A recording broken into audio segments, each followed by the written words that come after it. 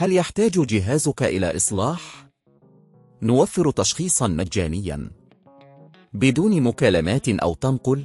نستلم الجهاز من باب منزلك ونعيده إليك بعد الانتهاء. قبل الإصلاح نرسل لك تقدير التكلفة ونبدأ العمل فقط بعد موافقتك. خدمة بسيطة وشفافة واحترافية. الرابط موجود في الوصف. إن تغيير زناد جهاز دايسن في 10 يعد خطوة مهمة للحفاظ على أداء جهازك. في هذا الدليل سنستعرض الخطوات اللازمة لتغيير الزناد بطريقة سهلة وواضحة. قبل البدء تأكد من أن لديك الأدوات اللازمة مثل مفك براغي مناسب. الخطوة الأولى هي فصل الجهاز عن مصدر الطاقة. تأكد من إيقاف تشغيله وإزالة البطارية إذا كان ذلك ممكنا. بعد ذلك قم بتفقد الزناد الحالي وتحديد نقاط الربط.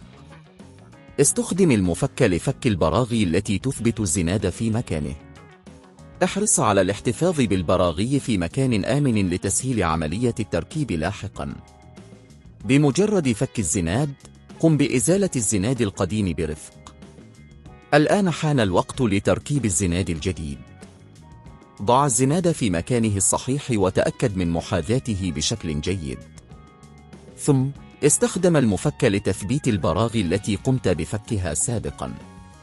بعد الانتهاء من التثبيت تأكد من أن الزناد يعمل بشكل صحيح عن طريق الضغط عليه عدة مرات. إذا لاحظت أي مشاكل فقد تحتاج إلى مراجعة التركيب.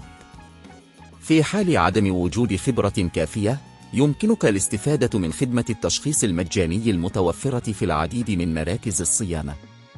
هذه الخدمة ستساعدك على معرفة الحالة الفعلية لجهازك واحتياجاته. كما يمكنك الاستفادة من خدمة الاستلام من المنزل، حيث يقوم الفنيون بجمع الجهاز من منزلك وإعادته بعد الإصلاح. تقدير التكلفة قبل الإصلاح هو جزء مهم من هذه الخدمة، مما يساعدك على اتخاذ القرار المناسب دون أي مفاجآت. في النهاية، لا تنسى الحفاظ على جهاز دايسن في 10 الخاص بك بتنظيفه بشكل دوري والتأكد من أن جميع الأجزاء تعمل بكفاءة. هل يحتاج جهازك إلى إصلاح؟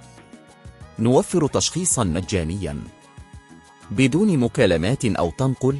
نستلم الجهاز من باب منزلك ونعيده إليك بعد الانتهاء. قبل الإصلاح نرسل لك تقدير التكلفة ونبدأ العمل فقط بعد موافقتك.